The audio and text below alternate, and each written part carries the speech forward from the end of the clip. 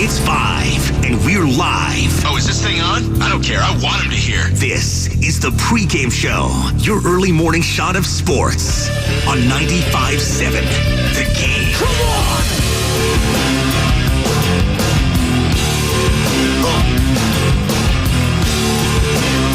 It is the Pregame Show. Joe Spadoni on this beautiful Thursday morning here in the Bay Area. Good morning to all you lovely people. If you're just getting off work, if it's winding down, getting ready, long weekend for you, or if you're still off. A lot of people are still off, and I appreciate that. Just took a couple weeks. Get your mind right, heading into the new year. And yes, you can still say Happy New Year. I know there's this whole thing. Larry David did this with Curb Your Enthusiasm. You have till the 3rd. Dibs, I don't think he likes it even after the first day. You get a week. I think that's what it is. A good week, and maybe up to 2 to say Happy New Year if you haven't seen someone since it.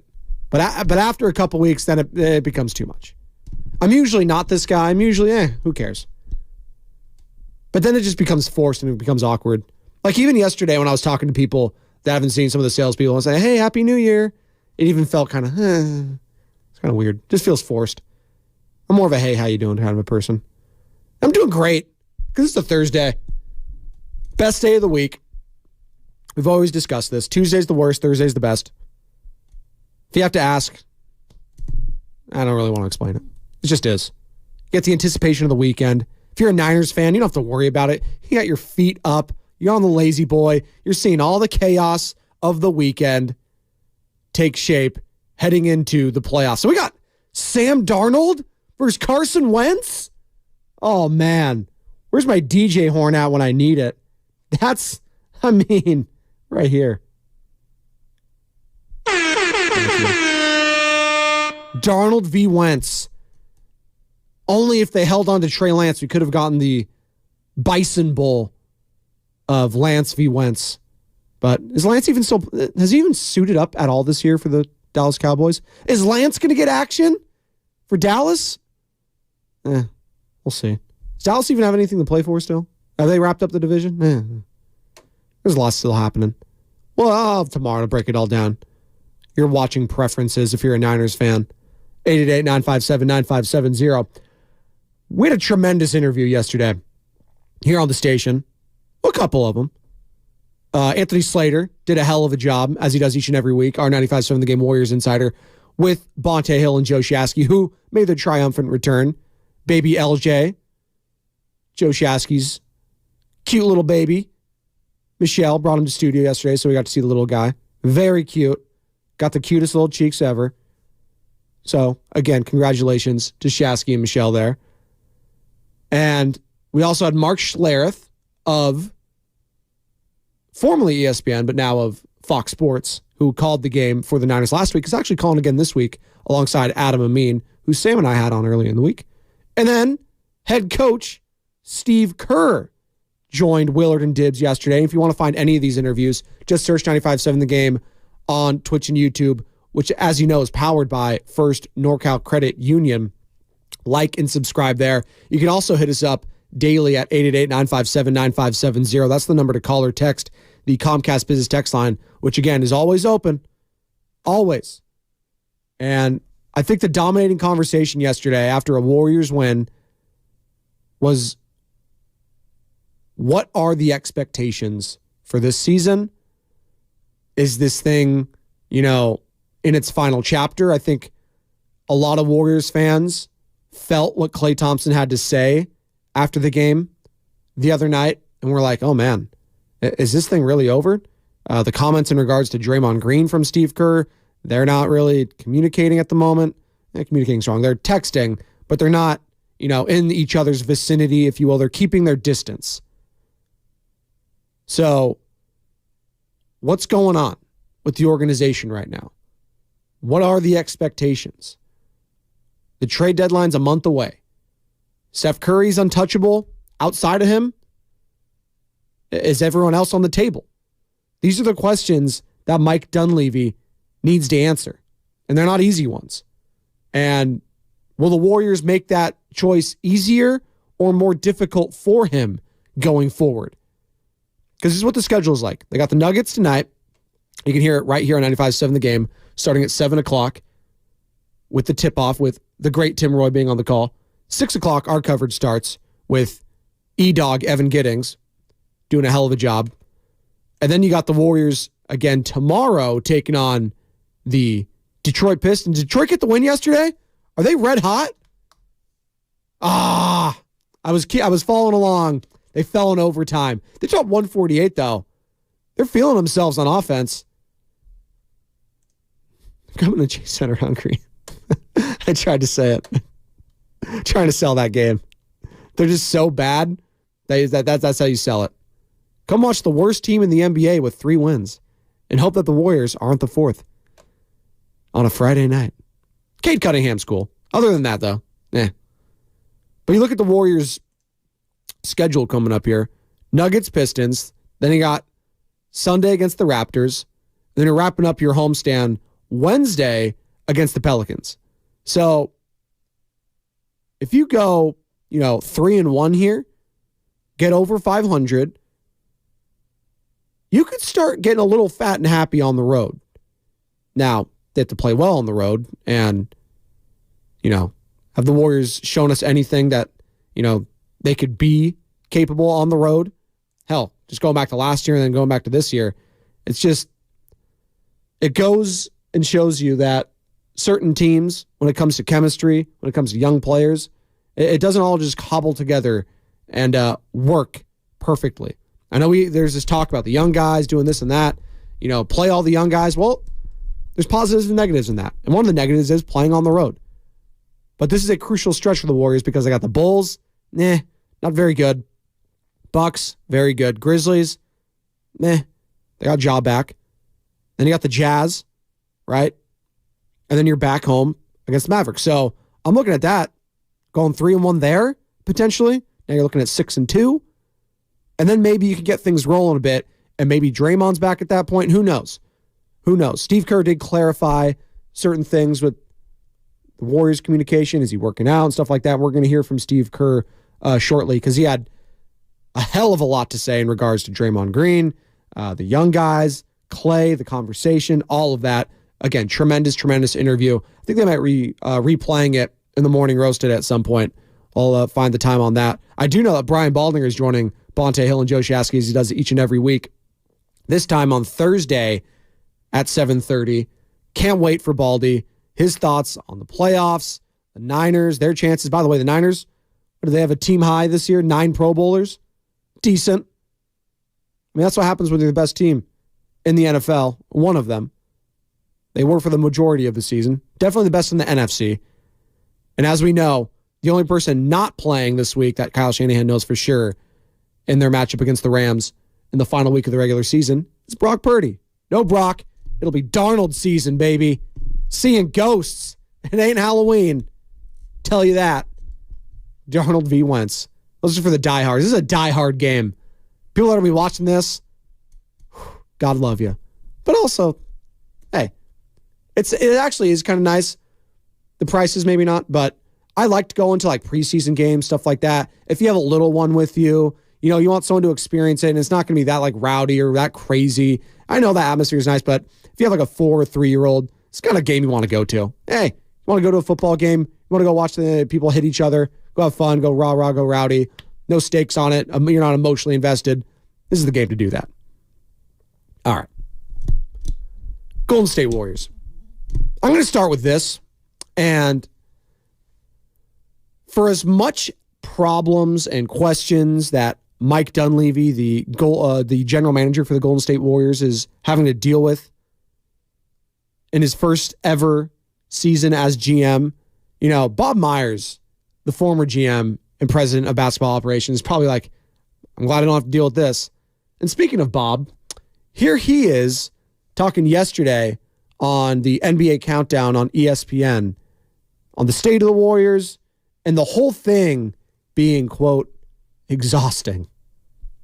Look, they don't know what they are. Without him, he's the fulcrum. And Draymond Green is such a good defensive player and has been such a great leader. That's been tested lately. And there's a void. I mean, that's the truth. There's a void without him. 6-4, I don't think that's real. I think that's a little bit of a mirage. I don't think they think they're onto something without Draymond Green. He's good enough to make any team a good defensive team. So without him, they're 16th, 17th in the league in defense. He's always made the Warriors a good defensive team. The hard thing with these things is when a player goes through something like this, or a team, and I was there for many distractions. I mean, you guys covered all of them. It's just hard. It takes energy. It takes energy to deal with these things. It takes energy to have to lose a player for amount of time, to bring him back into the fold. Steve Kerr's trying to figure out the rotations. And when Draymond gets back, that kind of all starts over again. Steph has had to try to figure out the reliance of Curry on Draymond is something we all know and know well. Mm-hmm. So and then he loses him and says, okay, I got to figure out how to play with CP, which CP is great at it. But it's something that has caused, in many ways, a period of time where it's just a great amount of uncertainty. And now they got to come back when he comes back, when that is, and figure it out again. And it's just exhausting. That's the hard part of it. A lot of time left. They've been in a ton of games, 25 clutch games. I don't know if that's good or bad. Not where they want to be. Steve Kerr's still trying to get it right. Steph Curry's still, I believe, probably the best leader in sports. So he's going to keep him on the path. But you just got to get Draymond back as soon as you can and then plug him in and see what you can do. Ooh, I don't know about that. And I understand his viewpoint. I mean, Draymond, again, I've said it. I think a lot of us agree. Maybe some don't. He has been the second best player when he's out on the court this year for the Warriors. That's not a good thing. You would want it to be Andrew Wiggins. You would want it to be Klay Thompson. It just hasn't come to that shape, right? And Draymond Green, for as good as he was on the court, outside of the antics, I'm not sure a duo of Stephen Curry and Draymond Green being the two best players are going to lead you to a championship. And maybe the expectations of championship are going to start to shift here as the months go on, right? I know it's hard to wrap your minds around the fact that maybe this is not a championship team anymore. But hey, you got Stephen Curry, you always got a chance at the championship. That's not always the case. It came a point, and we're seeing it now, even with the greatest of the great. Saw it last year with Tom Brady. I know it's a different sport. Seen it with LeBron James. He's 39. Can't carry teams anymore. He needs someone else. He needs Anthony Davis. Who's that going to be for Stephen Curry? And that's when the trade deadline gets involved. So again, a lot of question marks. And that's the perfect word, I think, to describe all this. If you're Bob Myers and Mike Dunleavy, Steve Kerr, Joe Lacob, anyone, exhausting. And that's exactly like Bob Myers stepped away. He's like, I don't want to deal with this anymore. I don't blame the guy. I don't. It's a lot. I mean, he's a made man. He won many a championship here. A lot of good, some not so good. But for the most part, Bob Myers will be looked at in Golden State Warriors history as a very, very positive person, and also a tremendous president of basketball operations, general manager, what have you, for this team and this franchise. The way he carried himself, the way he conducts himself, still does to this day. I think he's very good on TV. He's getting a lot better. You can see the human element side of it, whereas you juxtapose Mike Dunleavy, different, I will say. Not as, I want to say emotional strong, but he doesn't, invoke that sort of, man, I can listen to this guy talk for an hour. He's very, to the point. I'm not believing everything he says when it comes to, keeping players around, stuff like that, because he said the same thing in his presser in regards to Jordan Poole. Yeah, he's going to be a Warrior for a long time. He gone. Right? So take everything any guy, any general manager, president of basketball operations says with a grain of salt to some extent. But he did say in his most recent interview hey, they're going to have to go out there and show me, right? They're going to have to go prove it. If this is a team that wants to win a championship, they got to show me. And that's not just Mike Dunleavy. That's all the way at top as well. As Joe Lacob saying, hey, if we're not competing for titles, what the hell are we doing here? I'm trying to maximize my guy, Stephen Curry. Yeah, Draymond and Clay, they're part of the big three. But at this point, it's about Stephen Curry and his legacy. And at what point does Steph start thinking about that? See, I don't think he does because he's just not wired that way. And that's what we love about Stephen Curry, and that's what Golden State Warrior fans love specifically about Stephen Curry. He's not that, I'm going to be cutthroat. I need to protect my legacy. I need to move on. I need to get some more rings. I'm going to do everything about me and my brand. That's not who Stephen Curry is. So in that respect, I think Warriors fans could breathe a sigh of relief that, hey, he's not going anywhere under his own accord, if you will. But as the losses mount, as the hovering around 500, remains constant throughout this team, changes need to be made. And what changes will that be? 888-957-9570. Anthony Slater, our 95.7 The Game Warriors insider, joined the Morning Roast yesterday. And here's what he had to say about Draymond Green's absence being similar to Andrew Wiggins last year.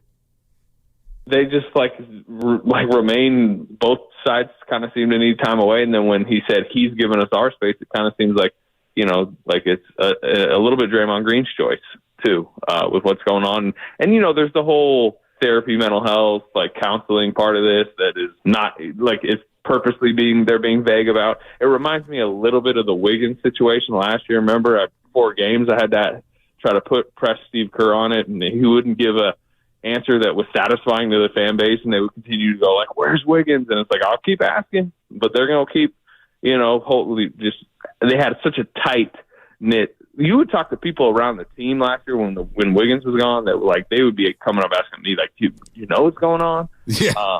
I'm not saying it's there. I'm not saying it's to that level because right. We do kind of know what's going on. There's less hidden here, but it's still, now that we're 10 games into it and like you said, no end seems to be in sight. Very odd, right? That whole conversation with Steve Kerr in regards to Draymond Green. He was asked yesterday by Willard and Dibbs if there's a chance that Draymond does not return this season. I mean, I don't know that there was ever any timeline given. When someone is suspended indefinitely, that just means they're suspended indefinitely. There was never a time frame given, and so we're just going along with the process. And as I said, I'm busy with the team, and Draymond's working on his stuff, and the league will work with us, and we'll see where it all goes. Interesting. That is very interesting. Usually you'd say, that's the hope, right? At least. Steve Kerr was just it's indefinite. So I don't know what you want me to say. The more I'm reading between the tea leaves here, as I'm drinking some black tea, and it's delicious with honey every day. The more I'm reading between these, you could be gone damn near past the trade deadline. It's a month. That's pretty unbelievable. I mean, I thought maybe a couple weeks, clear his head, do stuff. Okay, goes to therapy, he talks with the league. But staying away from the team when he has permission from the league to practice with them, the team's we're good. Are we headed towards a divorce here? With Draymond Green and the Golden State Warriors, 888-957-9570. I'm not there yet, but I could see, the foreshadowing on the table if it came to be. Just through the comments that the head coach is making. Now, here's what Steve Kerr had to say on why Draymond is away from the team right now and not doing any practices. The thinking when he got suspended was this was not a sprained ankle, right? This was not an injury. This is, I think without going into specifics, I think it was, it was generally understood that he needed to work on some things. And so I think when you look at it in that lens, it's understandable that work would be away from the team. And he's been working out, so he's still training and keeping himself in shape. But we took this very seriously in terms of his, what's happened over the last year, the anger management stuff. Again, this is not just let's ice your ankle every day until it gets better. It's a different deal, and I think Draymond has needed the space to be away in order to work on that. Now, of course, Willard and Dibbs aren't going to ask this. I do wonder how it felt, from the coaches, from Bob Myers, Mike Dunleavy. And I know they're not his babysitter. He's not under house arrest. We were talking about this yesterday, but going out and, partying on LeBron's birthday down in Los Angeles, when you're supposed to be, you're given time away from the team to revamp and retool mentally. Again, the optics just were not great with that. I'll just say it bluntly. If you're indefinitely suspended for slapping, smacking, punching, kicking, all this stuff, the culmination of all these things throughout your career, and the league thinks, and Steve Kerr thinks, and the Warriors think that you have a problem, I don't know. I think I should go address said problem and probably stay out of the public light, if you will, the TMZs of the world. I mean, I feel like that's just, business 101 when you're trying to salvage someone's image. Hey, lay low for a while. You know what? The comeback will be greater than the setback. Okay? But I'm your publicist. Let's just sit back, relax, let some of this blow over, and then we'll start a plan. So I think that's what the Warriors are doing right now. But when is that, period going to end where he comes back, where he revamps, he retools? I'm looking at the schedule. The next, start of a homestand outside of this one, which is ending next Wednesday, because they're going on the road, obviously, after that. They return January 19th against the Dallas Mavericks. It's in 2 weeks. So I think that's going to be a teller right there. Excuse me. Whether or not, he's going to be returning sooner rather than later. I would circle that date, January 19th. I don't know any information, I don't know any inside information. I'm just looking at the schedule, homestand, or hell. And if even after that, and they're still, away, then you're looking after the All-Star break, right? So very, very interesting to see how all this, shakes out. And Steve Kerr again on with Willard and Dibbs yesterday. I urge all of you to, search 95.7 The Game, like and subscribe on YouTube, Twitch, powered by First NorCal Credit Union. Find this interview because it is very, very good. Steve Kerr joining Willard and Dibbs weekly. Here's what he had to say on if the league has been intact, and Mike Dunleavy in regards to the indefinite suspension. Mike Dunleavy is kind of handling that, and they're going through their process and protocol with Draymond and with Mike, so they're dealing with that. I'm coaching the team, so it's nothing to report at this point. 888-957-9570, the number to call or text the Comcast Business text line. And good morning to all you lovely people. Niner Gang, Golden State Lakota, Morali. Morali wants Rui Hachimura to the Warriors. Huh, we'll see. To talk about two teams right now that are just excruciating to watch at times. The Lakers, the Warriors. There's a lot of mediocre basketball right now.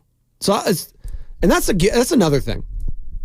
When I look at the teams, I think outside of the Clippers, because they're an older team, they're kind of they started off struggling, but they've been hot. They're 8-2 in their last 10. They're on a 4-game winning streak, tied with the best in the Western Conference with the New Orleans Pelicans. But they're an older team. You just look at their veterans: Westbrook, Kawhi, Paul George, all those guys. But outside of that, the best teams are young, big, fast, athletic. Timberwolves, Thunder, Nuggets, Kings. Now the Pelicans. You got Luka and the Mavericks.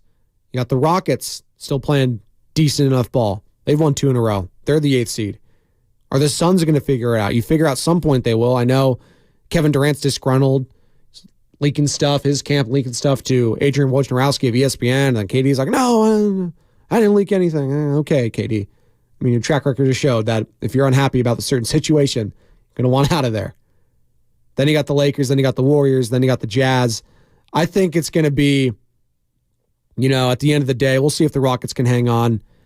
Warriors, Lakers, Suns, Rockets, Mavericks, Jazz in there. Well, the Pelicans fall back. Those are going to be kind of the teams that are going to be battling for the play-in and wanting to stay out of there, right? Remember, it's the top 6 in the West, in the East, that stays out of that play-in tournament. So, a lot of interesting things here, to say the least, in regards to the Golden State Warriors. 888-957-9570. We're up against it. We're going to hit this break. Draymond Green. Should the Warriors explore moving off of him? I know it's maybe a moot point because he's definitely suspended at the moment, but do you just finally rip off the Band-Aid and go in a totally different direction if you're Mike Dunleavy heading towards the trade deadline? Do you try to not quite blow this thing up, but revamp in a major, major way and retool as the trade deadline approaches in a month? 888-957-9570 is the number. It's the pregame show, Joe Spadoni. And a little bit later, we're going to discuss one of the greatest video game records being shattered. And that got me to thinking some of the most difficult games to beat, outside of the game of life, of course. Because we're all struggling there, am I right? And if you are, come join us. It's always a good time here on the pregame show, Joe Spadoni at 95.7 The Game. Denise has been playing jazz for 40 years. Last concert, one of the musicians fell sick with RSV.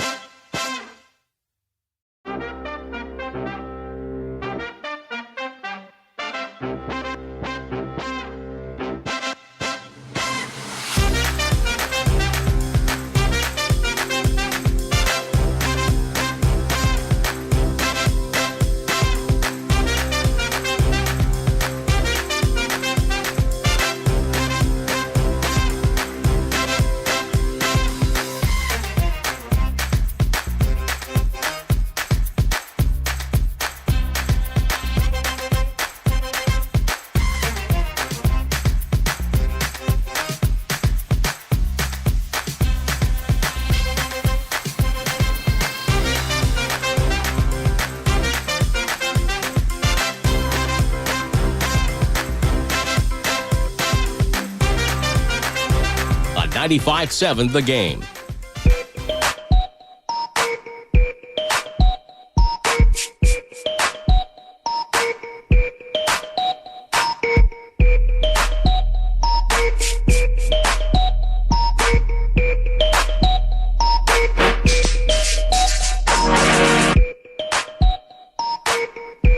R.I.P. Traxamillion.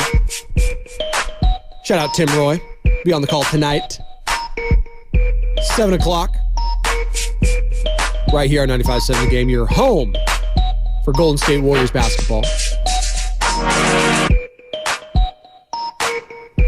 Joe Spadoni in for the next half hour. Your calls and texts, 888-957-9570. Hit us up on the Comcast Biz text line as well. 619, good morning. Happy New Year from the trucker from Vacaville. I'm back on the airwaves and back to the road, but I am happy to hear your voice. That means everything's back to normal in my life. That's Sean from the 707. It means a lot, Sean. Thank you. Appreciate you saying that. Does feel nice to be back in the swing of things. It's kind of hard. I hit that wall yesterday. I mean, I got 2 kids and a bunch of problems, so bedtime starts hovering around 7 o'clock. 7:30, start getting the routine with the 4-year-old down. And it's just, I got hit by like a brick wall of just tiredness. I just collapsed. Oh, Dad, and the kids are crawling all over me. They want to play. Got the dog just out of nowhere, just running around. It's just all hit me like a ton of bricks. Got a good night's sleep, though. Revamped, ready to go. Get back in that routine. So if you're just waking up, if you've been on work, if you're a trucker, if you're overnight, a doctor, a nurse, appreciate all of you and all your hard work. Speaking of hard work, we'll get back to the Warriors in a second. Draymond Green, should he stay or should he go? 888-957-9570. Check this out. I saw this when I was just sitting down here on my chair. I think it was KPIX had it on the screen. It's like, wait, what was that? What was that title? What was that headline? 13-year-old beats Tetris for the first time ever. I was like, oh, well, congratulations. What do you mean? Oh, he's 13 and he beat Tetris. No, I didn't know, like, you couldn't beat Tetris. I didn't know that was a thing. So apparently, and for those of you who don't know, Tetris, obviously, the game's been around for 34 years. It's the, they had to play that little Russian music in the background, you know, all the different shapes, all the different stuff. You guys know what I'm talking about. That's a great description, all the shapes and all the stuff. But if you don't know what Tetris is, I don't know what to tell you. It's a video game. It's a Nintendo classic. Is what it is. So this kid is 13. Willis Gibson posted a video on his YouTube channel of the moment he reached level 157 on Tetris. I don't even know the last time I played. I couldn't tell you what level I've gotten to there. But the game gets hard. It gets fast. And you got to be quick on the joystick or whatever. He was playing on a classic Nintendo, it looks like. But he got to level 157 and the game crashed. And usually when that happens, that means the game's over and you won.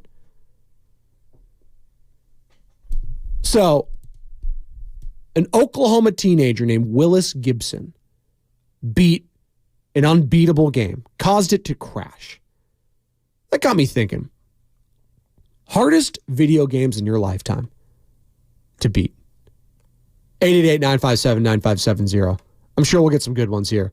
A lot of arcade games, I'm sure. Some of those 80s arcade games, those early console games in the 90s were brutal because you only had one life, and if you died, you had to restart all over. You didn't have any save points. You didn't have any checkpoints. Stuff like that I think about like being damn hard. Then you can go more new age. You know, you can go into, you know, games that you can't really win. So I would like to keep it to something quantifiable like, you know, Legendary mode on Halo 2 or, you know, Call of Duty Modern Warfare, you know, the highest difficulty. Stuff like that. That's fine. But like World of Warcraft, as we're nerding out here on the pregame show, can't really beat that. Yeah, you can beat certain raids, you can beat certain dungeons, all this sort of stuff. Can't really beat the game. You're constantly trying to get better, level up. Then when you get that level, you're trying to get all the best gear. Then you're waiting for the new expansion to come out. So you can't really beat that game. But Tetris, apparently you can beat it. I didn't know that. Did not know that a 13-year-old in Oklahoma did it. And now I'm sure all the other streamers are going to try to beat that. They're going to be streaming themselves, trying to, you know, be on Twitch. Shout out Twitch. Shout out YouTube. I'm not going to be streaming me trying to beat Tetris. But I thought that was fascinating. It's been around for that long. No one's beaten it. In an era of we're trying to find ways to break games and we're streaming it. We're trying to find all these shortcuts and what have you. Little Willis beats the system. Willis Gibson. Congratulations, Willis. Maybe we'll get him on the pregame show. I mean, he's 13. It only took him 38 minutes to beat the game, too. It's pretty incredible. And as we know, Tetris, originally created in 1984 by Soviet engineer Alexei Pajitnov. There we go. Got to strive for excellence here on pronunciations. I'm probably butchering that. Pajitnov. And it gained popularity with Nintendo, the NES, and the Game Boy in 1989. So shout out Willis Gibson. Back to the Warriors and back to real sports. But we'll continue to take your calls and texts on the most difficult game to beat for you. Might be easier for others, but for you, what is it? 888-957-9570. Steve Kerr talking about another situation going on with the Warriors. Their identity. What is it? If you look at the numbers, over the last 10 games, we're third in the league in offense. So we're trending in a really good direction in that regard. Unfortunately, we're 25th in defense. Before that, we were sort of middle of the pack in both areas. And when you add all that together, you've got our record, right? So, I mean, the Bill Parcells line, you are what your record says you are. So we're seeing all this and we're examining everything. We watch the tape every day, but we're looking at the numbers. And what we're really searching for is, two-way lineups, the best two-way lineups we can find. And that's not an easy thing. I mean, the best teams in the league are top 5 in offense and defense, or at least top 10. And that's what we were for almost a decade. Here. So that's the challenge right now is finding lineups that can be really good at both ends, and we haven't been able to find that yet. Two-way guys, the two-way lineup, offense, defense, you got to execute on both if you're going to win a championship in this league. The Warriors and Steve Kerr know that better than anyone else because as much as we like to think about the Warriors being an offensive-driven team, they also had one of, if not the best defense in the league year in and year out, which made them so damn deadly and the greatest team of all time. Them, the Bulls, early 2000 Lakers. Take your pick. Again, a lot on the Comcast Business text line on the YouTube chat. Thank you guys for contributing. Hardest game for you to try and beat. We had Willis Gibson beating Tetris at the age of 13. We're getting Centipede from the 510, Gauntlet. There was a Tetris movie, I believe. What's the kid that played Elton John, the actor. Elton John actor. Taron Egerton. There you go. Contra, Final Fantasy X. Okay, not mad at that. I'm seeing Donkey Kong, Centipede, Pitfall. See, these are all the early 2000 or the early 90s, the late 80s, mid 80s. Some of those in the 70s. They're brutal back there. The Atari games, even some of like the Disney ones and the Sega Genesis. And you're saying, Spadoni, you're too young to be playing that. It's like, I have older brothers, so I had all these consoles growing up. 9 siblings, 7 boys in there.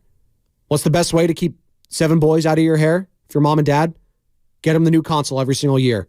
Preoccupy themselves. Get all the games. Get all the controllers. Sit in your room. Don't bother me. There you go. Then they get mad at me in high school, and all I want to do is play video games. It's like, Mom, this is the whole point, right? And he's like, No, you're older now. You have to go outside. To hell with that.